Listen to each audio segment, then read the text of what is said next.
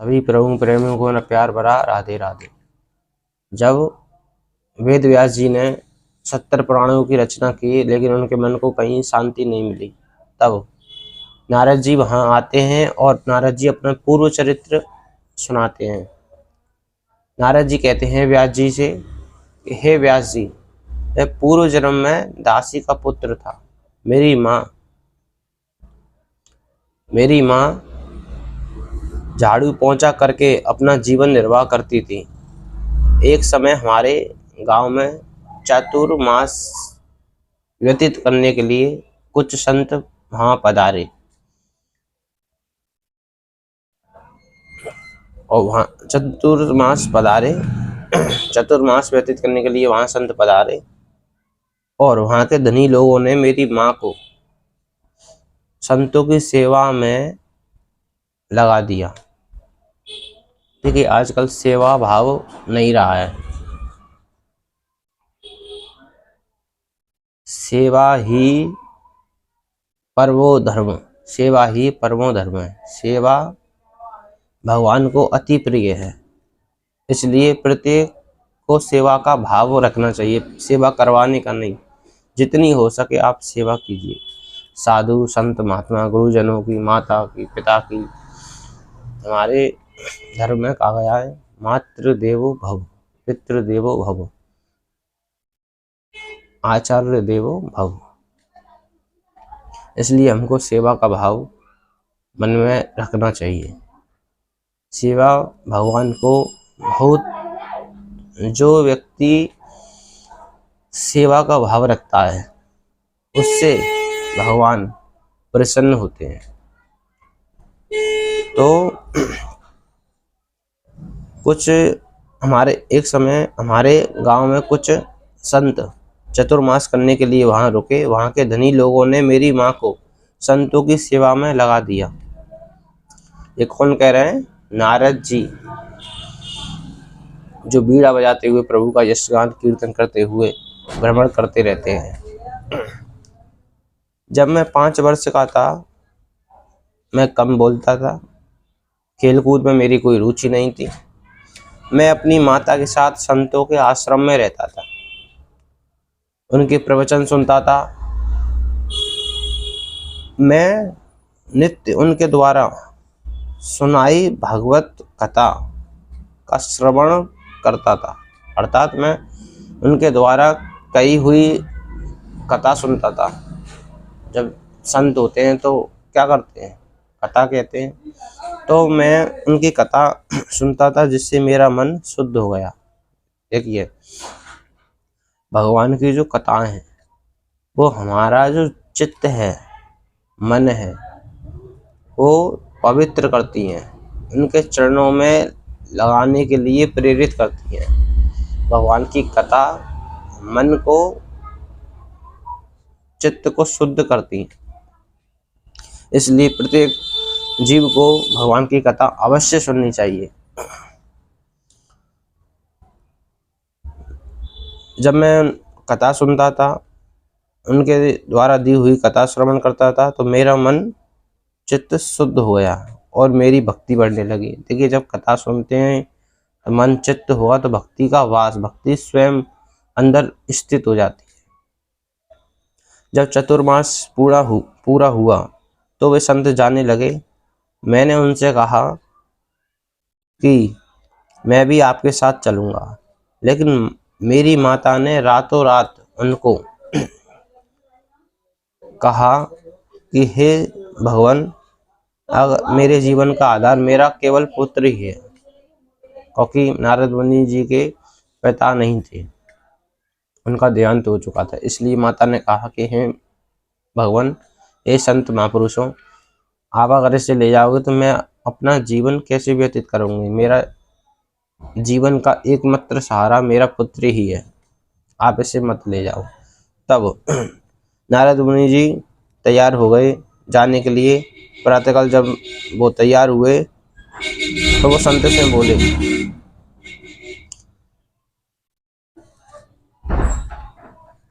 कि मैं भी चलूंगा।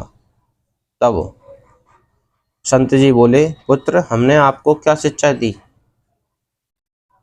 तो नारद जी कहते हैं, आपने बताया था कि ये संसार झूठा है और ये सत्य भी है। ये संसार झूठा, संसार संसार संसार का मतलब होता है कि जो सरकता रहे,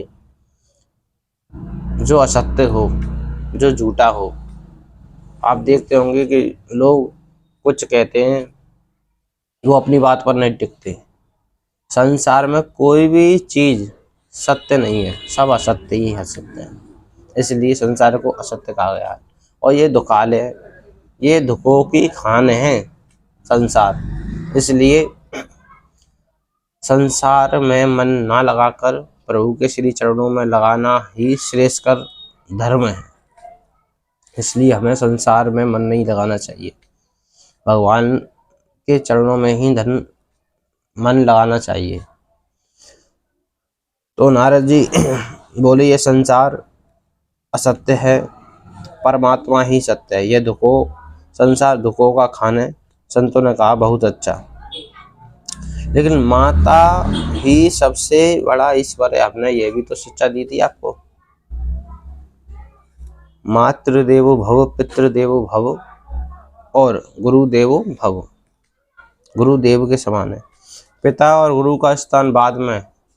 सबसे पहली जो गुरु होती है वो माँ होती है, क्योंकि माँ शुरुआती दिनों में जब बच्चा चल नहीं पाता है तो हाथ उंगली पकड़ पकड़ के वो चलाती है,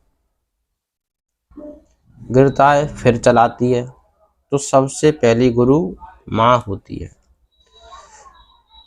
अतः पहले तुम मात्र ऋण, तो तब संतों ने कहा, आप जब मात्र ऋण से उऋण हो जाओगे तब हम हमारे आश्रम में आ जाना।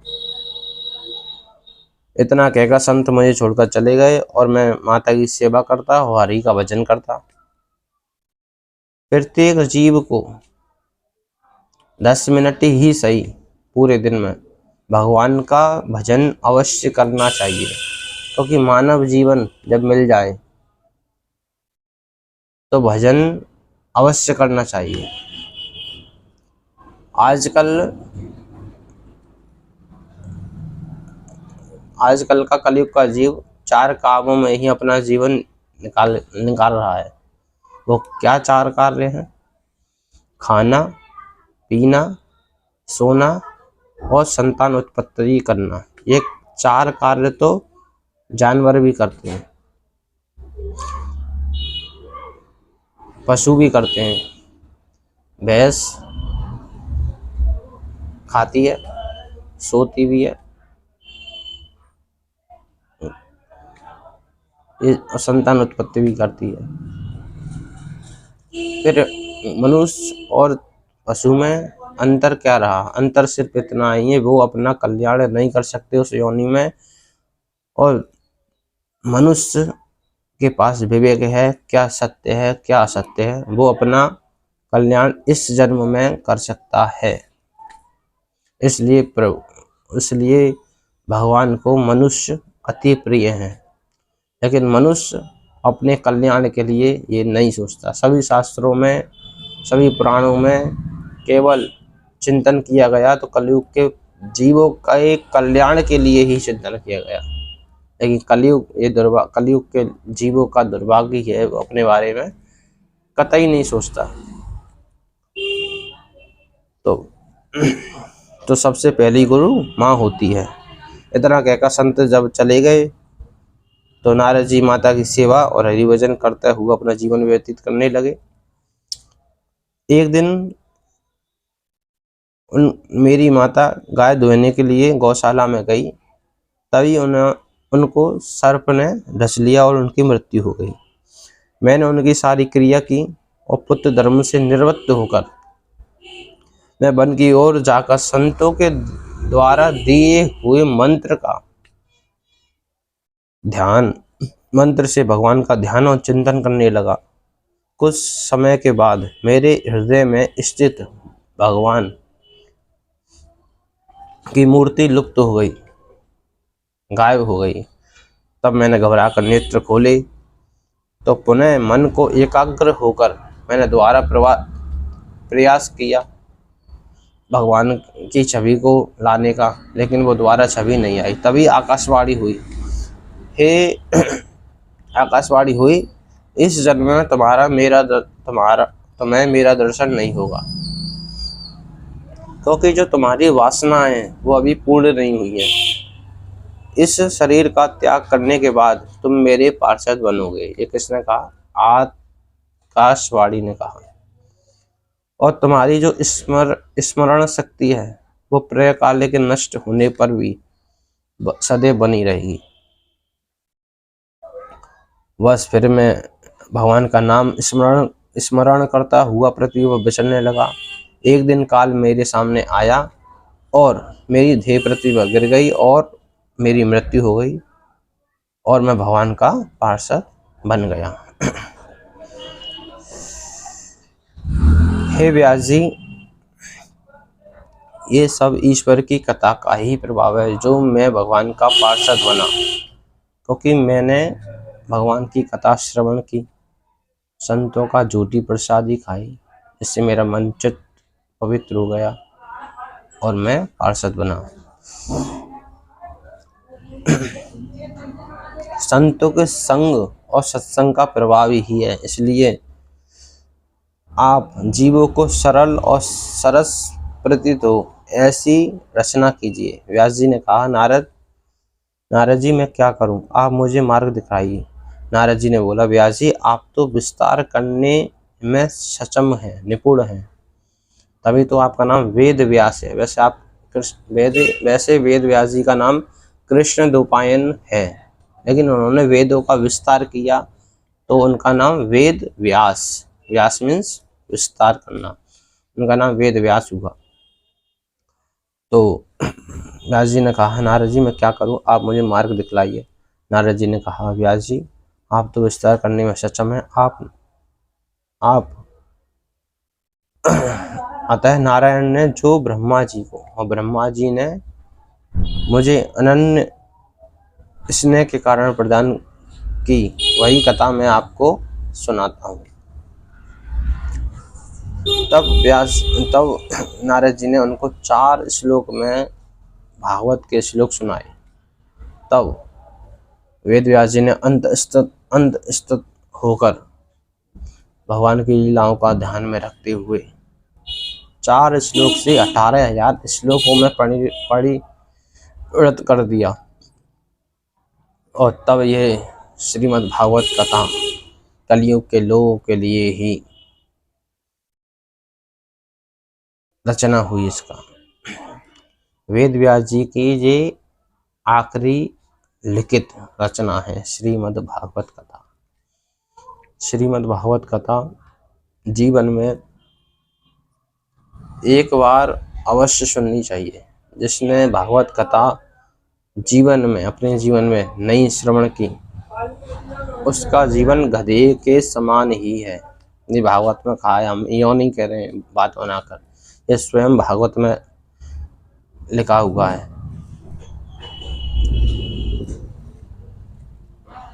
ये भागवत ऐसी पवित्र पावन ग्रंथ है, इसको सुनने से 7 दिन में मोक्ष की प्राप्ति होती है,